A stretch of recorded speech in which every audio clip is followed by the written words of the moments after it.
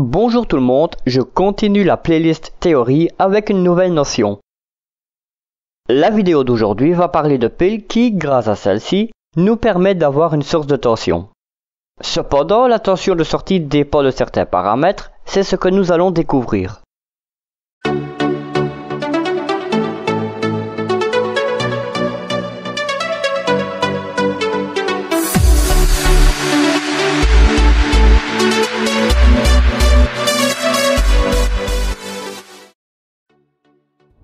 Une source de tension est un dispositif capable de générer une énergie électrique appelée force électromotrice.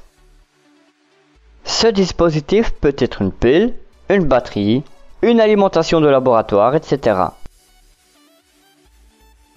Mais qu'est-ce qu'une force électromotrice?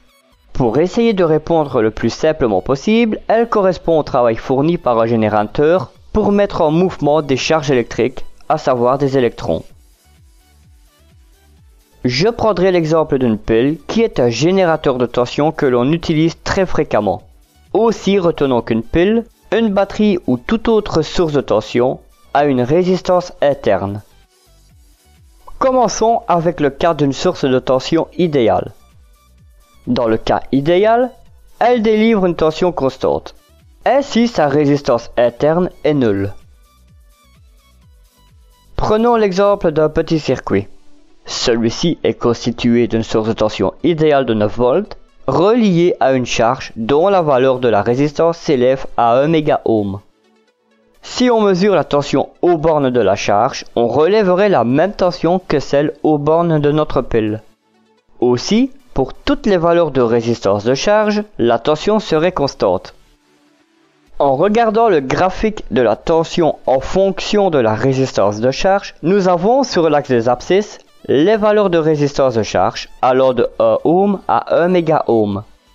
Sur l'axe des ordonnées se trouvent des valeurs de tension allant de 3 volts à 9 volts.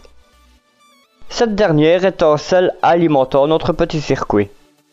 Dans le cas d'une source de tension idéale, nous observons que la tension reste constante. Qu'en est-il vraiment concernant le comportement d'une source de tension? Une source de tension idéale n'est que théorique.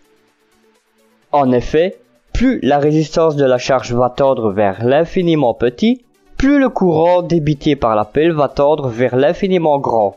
Cependant, de par la présence d'une résistance interne, aucune source de tension réelle ne peut débiter un courant tendant vers l'infini.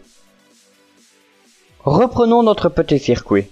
Celui-ci est à présent constitué d'une source de tension de 9 volts reliée en série à une résistance RS représentant la résistance interne de la source et d'une valeur de 1 ohm ainsi que d'une charge dont la valeur de la résistance varie par exemple entre 1 ohm et 1 mégaohm.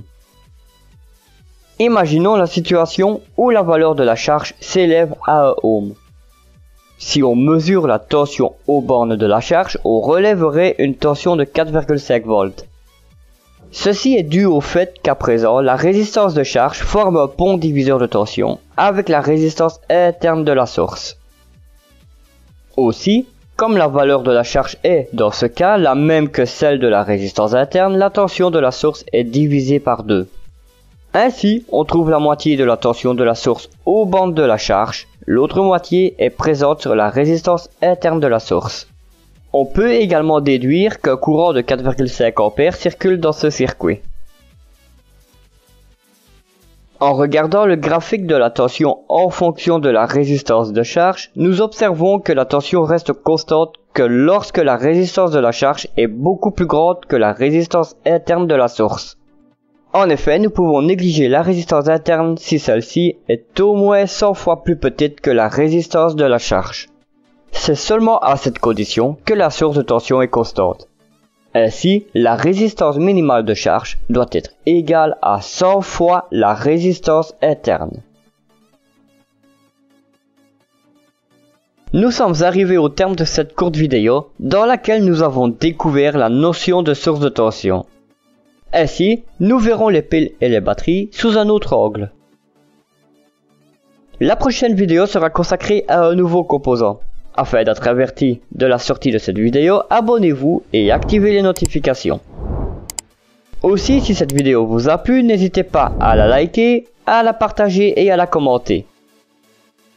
Tout en vous souhaitant de très bonnes expériences électroniques, je vous donne rendez-vous pour la suite sur Proto Électronique. Bye!